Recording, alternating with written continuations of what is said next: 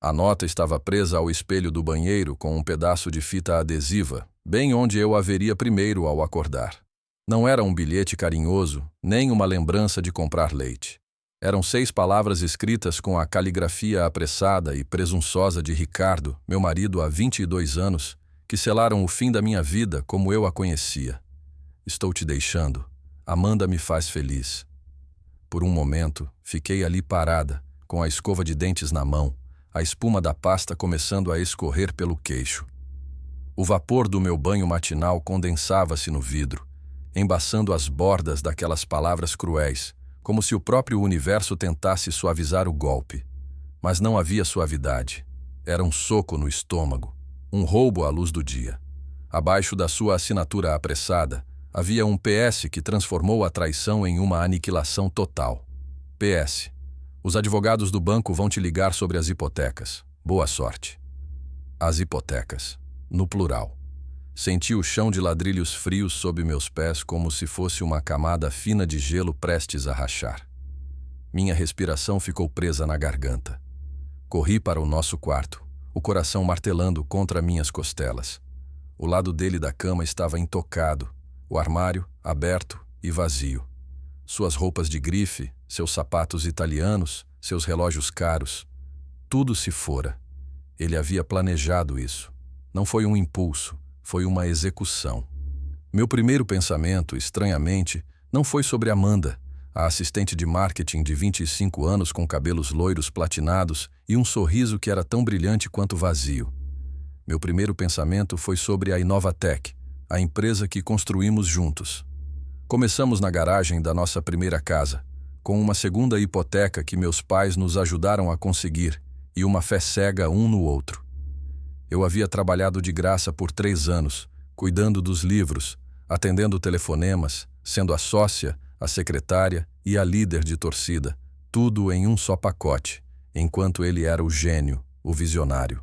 Agora a Inovatec era um império de software de médio porte, com um prédio de escritórios espelhado no centro de São Paulo e mais de 200 funcionários. E eu era a esposa que ele estava deixando para trás, com as dívidas e o silêncio ensurdecedor de uma casa vazia.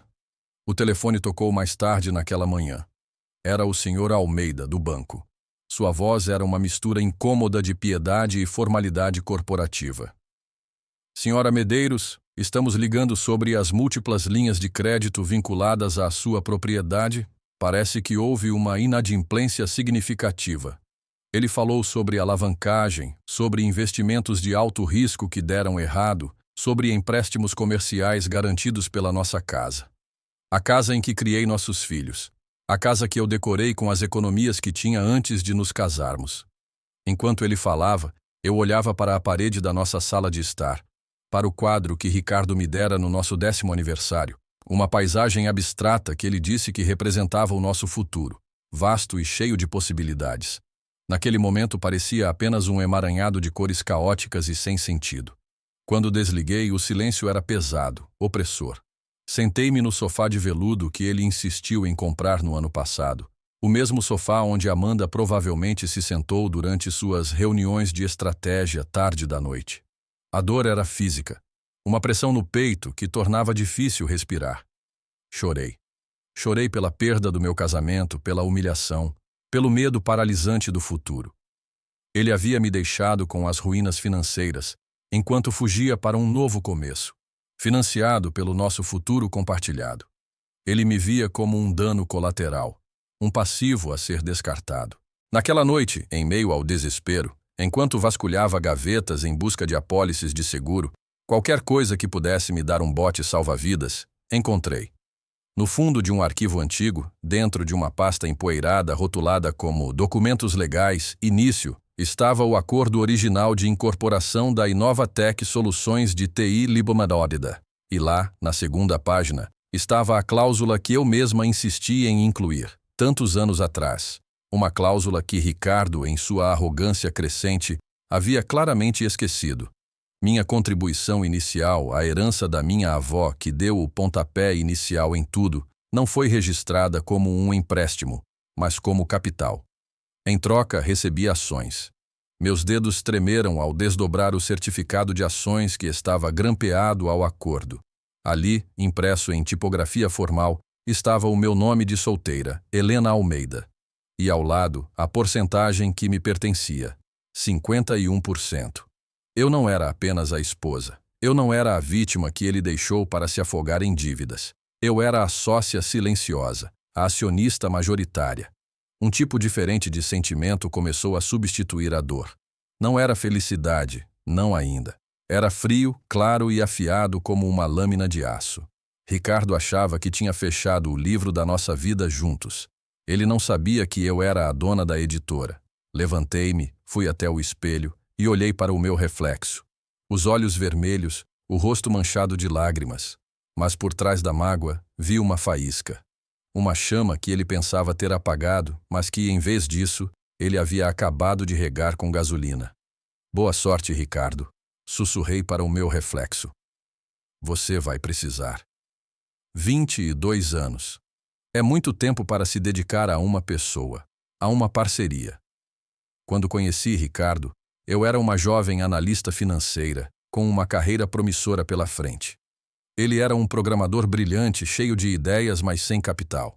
Ele tinha um sonho chamado Inovatec, e eu, cega de amor e admiração, decidi que o sonho dele era o meu. Helena, isso é genial, ele dizia, enquanto eu criava projeções financeiras em nossa pequena mesa de jantar.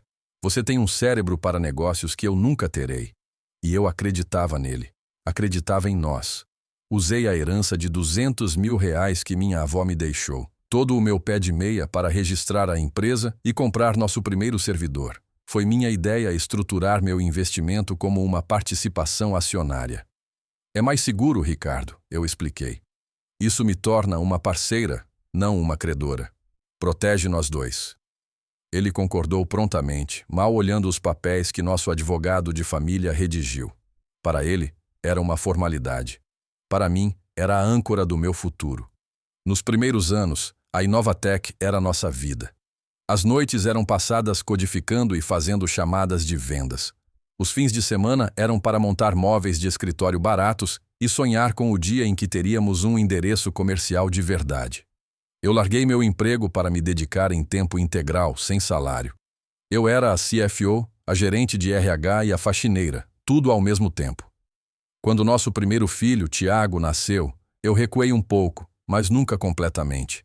Trabalhava de casa com um bebê no colo, revisando contratos enquanto ele dormia. Quando a Clara nasceu 3 anos depois, minha transição para o papel de esposa que apoia estava completa. Ricardo era o rosto da Inovatec. Era ele quem dava as entrevistas, recebia os prêmios, participava das conferências. E eu estava orgulhosa dele. Genuinamente. Eu aplaudia da plateia. Organizava os jantares de negócios em nossa casa e garantia que suas camisas estivessem sempre perfeitamente passadas. Eu não conseguiria fazer isso sem você, meu amor. Ele costumava dizer, beijando minha testa depois de fechar um grande negócio. E o calor dessas palavras era o suficiente para me sustentar. Era o meu pagamento. Com o sucesso, ele mudou. O homem que antes se maravilhava com a minha perspicácia para os negócios começou a me tratar com uma condescendência afetuosa. Não se preocupe com isso, querida. É complicado, ele dizia quando eu perguntava sobre as finanças da empresa. As reuniões do conselho, que antes eu ajudava a preparar a pauta, tornaram-se eventos secretos aos quais eu não era mais convidada. Eu me tornei a esposa do CEO, uma figura decorativa para eventos de caridade e festas de fim de ano. As dívidas começaram a se acumular sutilmente. Primeiro, um novo carro de luxo. Precisamos projetar sucesso, Helena, ele argumentou. Depois, um apartamento na praia.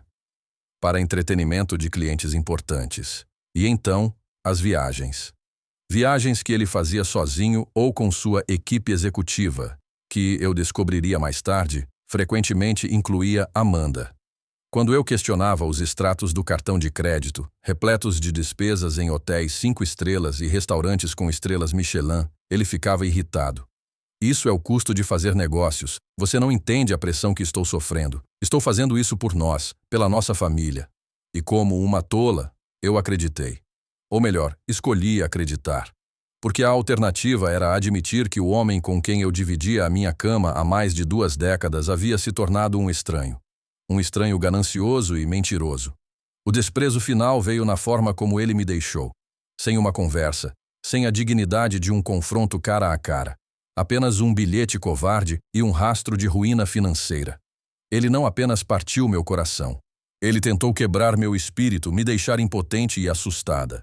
Ele presumiu que eu desmoronaria, que eu ligaria para ele, chorando, implorando, que eu venderia a casa, liquidaria meus bens e viveria uma vida diminuída, para sempre à sombra do seu sucesso. Ele subestimou a mulher que o ajudou a construir cada tijolo do seu império. Ele esqueceu que, enquanto ele estava ocupado se tornando o rei, eu ainda segurava a escritura do castelo. Passei os 3 dias seguintes em um nevoeiro de atividade calculada. O luto ainda estava lá, uma dor surda no fundo do meu peito, mas estava coberto por uma camada de determinação gelada. A primeira ligação foi para Sofia, uma antiga colega do meu tempo como analista financeira que havia se tornado uma das advogadas corporativas mais temidas de São Paulo. Helena, meu Deus, faz anos! Como você está? Sua voz era calorosa, mas eu fui direto ao ponto. Sofia, preciso de você.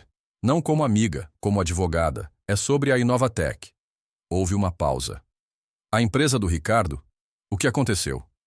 Ele me deixou, Sofia. E ele acha que me deixou sem nada. Contei-lhe a história toda. A garagem, a herança, o certificado de ações. Pude quase ouvir o sorriso se formando em seus lábios do outro lado da linha. Helena Medeiros, você é uma rainha silenciosa. Ricardo nem saberá o que o atingiu. Encontrem-se no meu escritório amanhã às 9 e traga tudo o que você tem. Enquanto Sofia começava a cavar, eu comecei minha própria investigação. Passei horas no escritório de casa, um cômodo que Ricardo mal usava, exceto para guardar caixas de equipamentos eletrônicos obsoletos. Vasculhei nossos extratos bancários conjuntos dos últimos 5 anos, destacando cada despesa suspeita, cada saque inexplicável, cada transferência para contas que eu não reconhecia. O padrão era claro e doentio. O fluxo de dinheiro para fora de nossas contas aumentou drasticamente nos últimos 2 anos, coincidindo com a contratação de Amanda. Havia pagamentos para joalherias de luxo, boutiques de grife, agências de viagens especializadas em escapadelas românticas. Ele não estava apenas tendo um caso. Ele estava financiando uma vida dupla inteira com o nosso dinheiro. Com o dinheiro da empresa. Encontrei e-mails que ele havia esquecido de apagar de uma conta antiga, trocas de mensagens com um corretor de imóveis sobre a compra de um loft de luxo no Itaim Bibi, em nome de uma holding. A holding estava registrada em nome de Amanda. A raiva me deu energia. Cada descoberta era mais um prego no caixão da sua arrogância. Sofia, fiel à sua reputação, foi implacável. Em 48 horas, ela obteve uma cópia dos registros financeiros completos da Inovatec. A imagem que eles pintavam era ainda pior do que eu imaginava. Ricardo havia usado a empresa como seu cofrinho pessoal. Salários exorbitantes para funcionários fantasmas que eram, na verdade, contas offshore. Despesas de marketing, que eram voos de primeira classe para Paris para ele e Amanda. Um bônus de desempenho para si mesmo no valor de 3 milhões de reais, aprovado por um comitê que consistia em ele mesmo e seu CFO. Um amigo de faculdade bajulador chamado Fernando. Ele está sangrando a empresa até secar, Helena, disse Sofia, com a voz séria durante nossa segunda reunião. Ele está se preparando para sair, provavelmente vender a empresa por uma fração do seu valor depois de ter tirado todo o lucro, e deixar os credores e acionistas minoritários com as migalhas. Ele não é o acionista majoritário. Eu a lembrei, minha voz firme. Sofia sorriu, um sorriso predatório. Exatamente.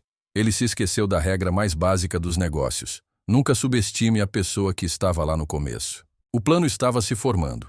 Não seria uma batalha judicial longa e confusa. Seria um golpe de Estado corporativo, rápido, silencioso e letal. Pelos estatutos da Inovatec, que eu ajudei a redigir, o acionista com mais de 50% das ações tinha o poder de convocar uma reunião de emergência do conselho e de alterar a presidência do mesmo com um voto majoritário. Vamos convocar a reunião para sexta-feira, disse Sofia. Dê a ele menos de 24 horas para reagir. Vamos garantir que todos os membros do conselho estejam presentes. Passei a noite de quinta-feira não chorando, mas me preparando. Li todos os relatórios da empresa que Sofia me enviou. Estudei os perfis dos outros 4 membros do conselho. 2 eram investidores de risco que entraram mais tarde, e os outros 2 eram executivos de longa data. Eu precisava entender o campo de batalha. Enquanto o sol nascia na sexta-feira, eu não me sentia como uma esposa traída. Eu me sentia como uma general na véspera de uma batalha decisiva. Vesti um terninho de corte impecável que não usava há anos. Um cinza carvão que sempre me fez sentir poderosa. Prendi meu cabelo em um coque elegante e apliquei um batom vermelho escuro. Ao me olhar no espelho, a mulher que me encarava não era a Helena que Ricardo deixou para trás. Era a Helena Almeida, a verdadeira dona da Inovatec. E eu estava indo para o trabalho. O ar na sala de reuniões do do andar da torre Inovatec era rarefeito e frio. O silêncio era quebrado apenas pelo zumbido baixo do projetor e pelo clique ocasional de uma caneta. Ricardo estava sentado na cabeceira da longa mesa de mogno, parecendo a imagem perfeita do poder e do controle.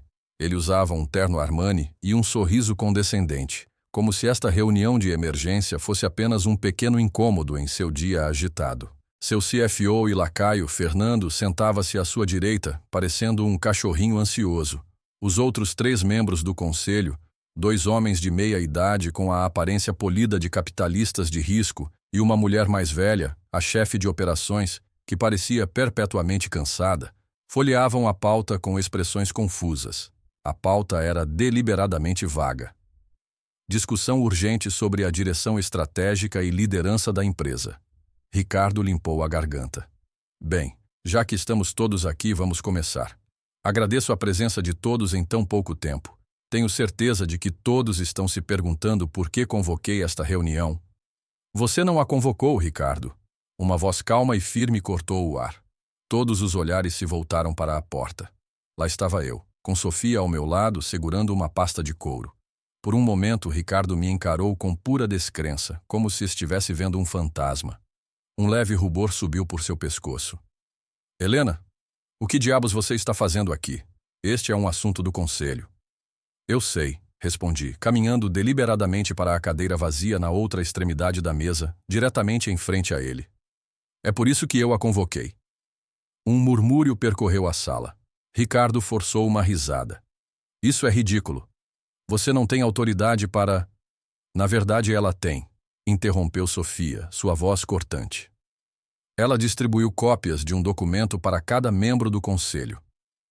Senhoras e senhores, este é o certificado de ações original da Inovatec Soluções de TI Lida.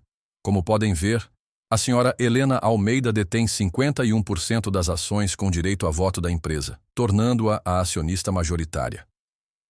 O silêncio na sala era agora absoluto. Fernando parecia que ia engasgar com o próprio ar. Os investidores de risco olhavam dos papéis para mim, seus rostos uma máscara de cálculo rápido. Ricardo estava branco como um lençol. Isso é um erro. É antigo. Ele gaguejou. Isso foi um acordo informal de anos atrás. Contratos assinados e registrados não são acordos informais, Ricardo, eu disse, minha voz calma e nivelada. São a base sobre a qual esta empresa foi construída. Uma base que você parece ter esquecido enquanto estava ocupado usando os fundos da empresa para financiar seu estilo de vida. Coloquei minha própria pilha de documentos sobre a mesa. Extratos de cartão de crédito, faturas de hotéis de luxo, a escritura do loft em nome de Amanda. Cada papel era uma prova da sua fraude. Nos últimos 2 anos, continuei dirigindo-me ao conselho. O CEO Ricardo Medeiros desviou aproximadamente 5 milhões de reais dos cofres da empresa para despesas pessoais não autorizadas. Ele se concedeu bônus ilegítimos e colocou a empresa em um estado financeiro precário. Tudo isso enquanto planejava uma estratégia de saída para vender os ativos restantes e nos deixar com as dívidas. O rosto de Ricardo passou do choque para a fúria.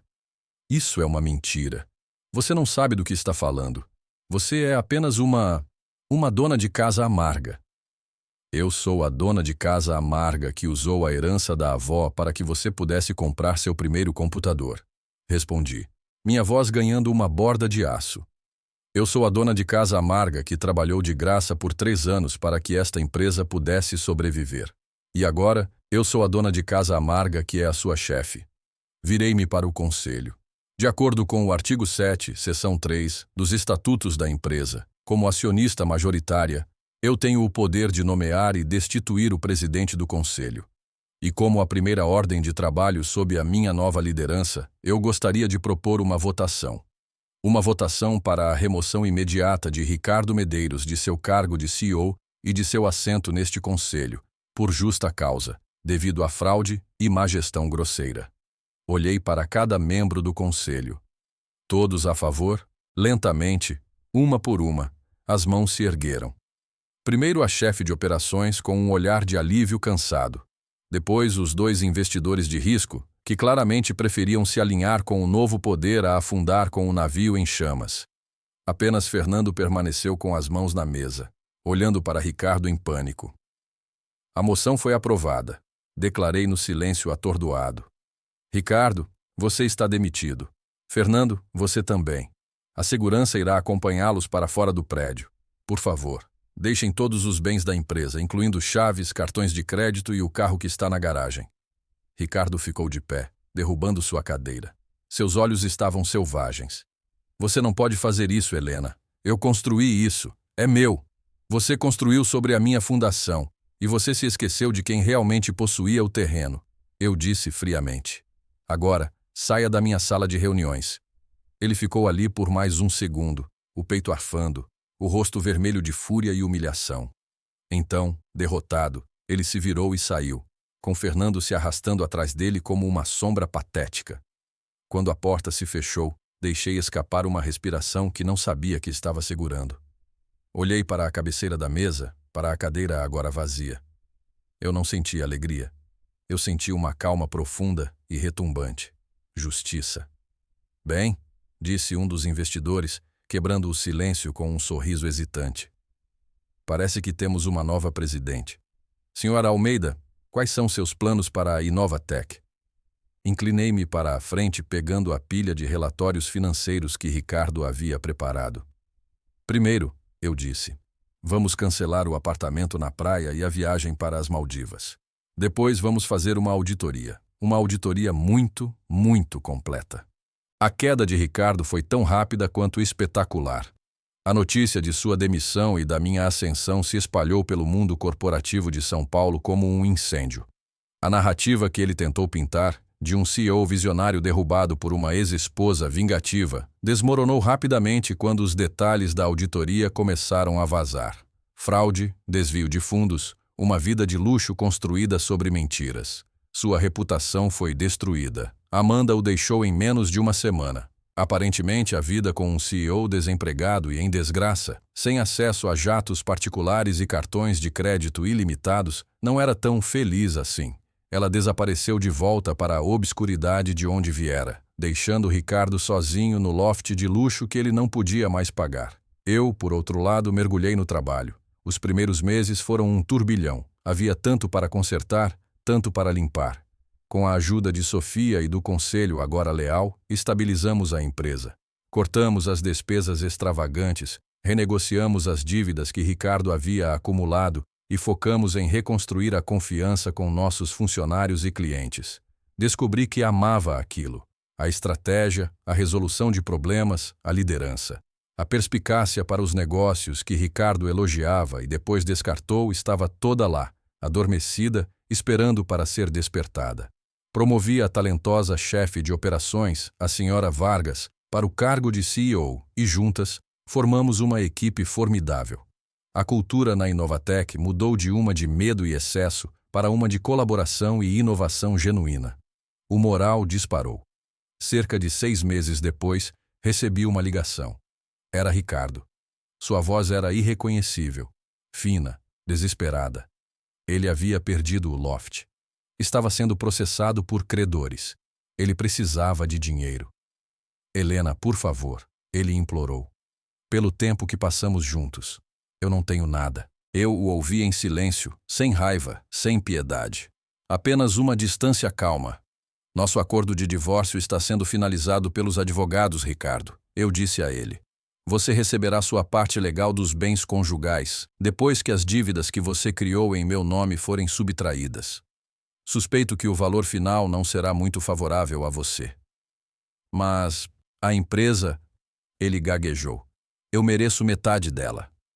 Você merecia a metade que tinha, e você a vendeu para mim anos atrás por uma promessa e uma herança. Eu sou a acionista majoritária. Isso não é um bem conjugal, Ricardo. É meu. Expliquei pacientemente como se estivesse falando com uma criança. Você deveria ter lido as letras miúdas. Houve um longo silêncio, e então um som que eu nunca esperei ouvir. Um soluço. Ele estava chorando. O grande Ricardo Medeiros, o titã da tecnologia, estava chorando ao telefone para a mulher que ele jogou fora como lixo. Desliguei. Minha nova vida floresceu. Reconectei-me com velhos amigos, comecei a viajar. Não para resorts de luxo, mas para lugares que eu sempre quis ver. E redescobri paixões que havia deixado de lado. A empresa, sob a nova gestão, tornou-se mais lucrativa e respeitada do que nunca. Um ano depois do dia em que encontrei aquele bilhete no espelho, eu estava em meu escritório, com vista para a cidade cintilante. Meu escritório, na minha empresa. Eu não era mais uma sócia silenciosa em nenhum aspecto da minha vida. Eu tinha encontrado minha voz, e ela era forte. A vingança, percebi, não era sobre destruir a vida dele. Ele já tinha feito um excelente trabalho nisso sozinho. A verdadeira vitória foi reconstruir a minha. Foi provar para o mundo, e mais importante para mim mesma, que eu não era definida pelo homem que me deixou, mas pela força que ele nunca soube que eu tinha. Ele tentou me apagar, mas, em vez disso, apenas me deu o espaço para me reescrever, em negrito e em letras maiúsculas, como a autora e protagonista da minha própria história. E este era apenas o começo. Agora, eu quero saber de você. O que você teria feito no lugar da Helena? Você acha que a justiça foi feita? Viver bem é realmente a melhor vingança? Deixe sua opinião aqui nos comentários. Eu quero muito saber o que você pensa. Se você gostou desta história de superação e empoderamento, por favor, clique no botão curtir e se inscreva no canal. Fazendo isso, você me ajuda a trazer mais histórias emocionantes como esta todos os dias. E não se esqueça de deixar uma classificação de 1 a 10 nos comentários para me dizer o quanto você gostou. Sua opinião é muito importante para mim. Dê uma olhada no vídeo que está aparecendo na sua tela agora. Tenho certeza de que você vai adorar. Até breve. M.